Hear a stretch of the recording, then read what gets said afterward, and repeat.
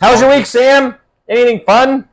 It was good. Good. What did I do? I went to not Centralia, but very close to Centralia. I For don't my even know where cousin's Centralia birthday. is. It's like near Vancouver, Oh, gross. Oregon.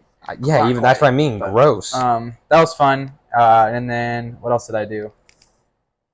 Let's just I don't think know. about this. I don't remember either. Oh, 4th of July. There we go. Centralia's not even close to Vancouver. It's like it is. It's like hours. Yeah, it's halfway between. That's not close. It's halfway between here and Vancouver. It's not close. Halfway. That's literally like my 'cause a commute to bunch of my work and family home. lives in Vancouver. Communists. Well, they don't actually live there. It's close. Where's Jacob? Seriously.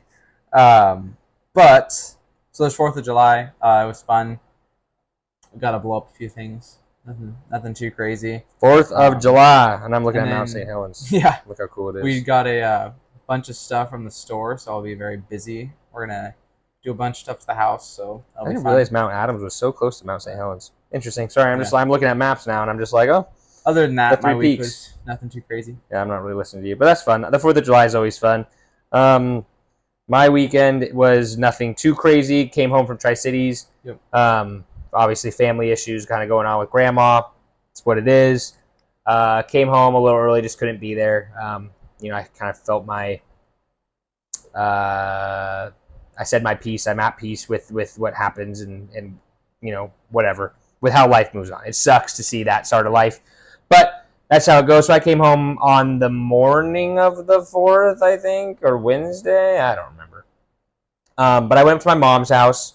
No one was there besides my stepbrother, which was fun. And then Melanie came over and hung out.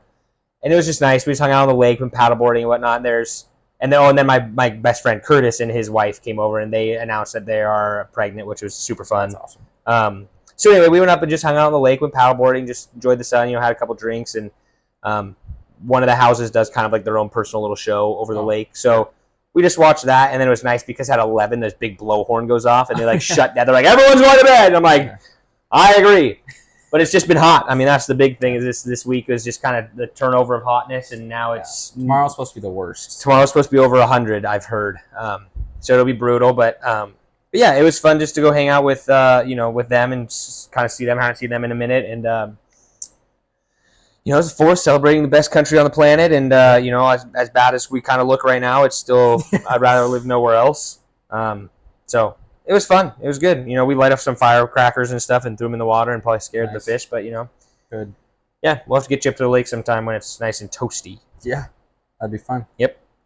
Yeah, that was pretty much it. But I'll start with the Christian Athlete Spotlight for this week. Oh, yeah. Who'd you have? Quinn Ewers. Who is If I that? say that right. It's the Texas quarterback. Oh, the one video you showed me. So, actually, I think a couple weeks ago we had RG3's jersey up here. So he was actually interviewing Quinn.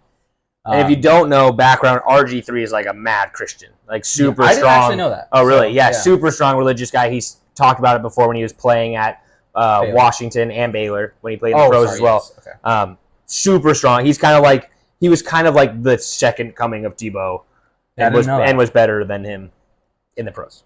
Whatever.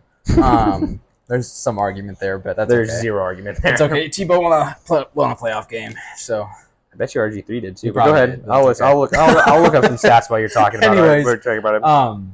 It just came up out of nowhere on my feed on Instagram. But what they were talking about is their experiences with faith in college, and just how like going away from their family and experiencing Christ like on their own and coming to the realization that they want to follow Christ like their own decision, not something that they like grew up with. Sure. So that was pretty cool. And the quote, there's a few quotes just because it was an interview, but it starts with RG3. He asks, how has God played a role in your life and in football? And then Ewers responds, I think that's how you say it, but I'm just going to say Quinn because I know you say that right. But it says, it's like how has he not? So he's basically been there in everything for him. And then he goes on to say, it's kind of like my faith, kind of exploded. And then he said, experiencing life without Jesus showed me how much I needed him. So he went to Ohio State. I don't know the exact things that happened, but no, he didn't start. Yeah, he was. I think he was behind Burrow, and then he was behind.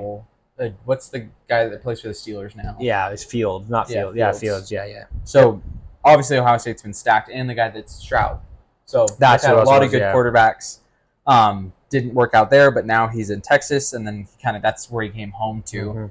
But he said, like, experiencing life without Jesus showed me how much I need him. So that's what I really thought was cool, because it demonstrates how, at least for me, I know, like, moving away from home is not easy, especially being like a young adult and trying to figure out life, because I moved to Florida literally the day after I graduated college. So it's cool to see people like on this stage still, like, if they still struggle. Like, it's not Sure. like they're perfect human beings by any way. Yeah. So it's just interesting. Like, he moved away, wasn't really into faith. I mean, it's still a part of his life, but then when he came back, he realized how important it was. Yeah. And then, yeah, he just basically just shows how important faith is. I mean, to him in his life. That was pretty much all I had for Quinn Ewers. Yeah, I think that's interesting because, I mean, I think we just live in a world of such a fast pace, like, want to get things done tomorrow. Like, you know, people are always complaining, I can never afford a house. And I go, well, yeah, but the average age to buy a house is like 35 now. Yeah. Like, if you can buy a house before that, that's awesome. Good job. Yeah. Like, golden sticker for you. But, you know, it's hard not to look at it and be like, oh my gosh, my friends bought a house. My friends bought a new car. My friends bought a boat. Yeah.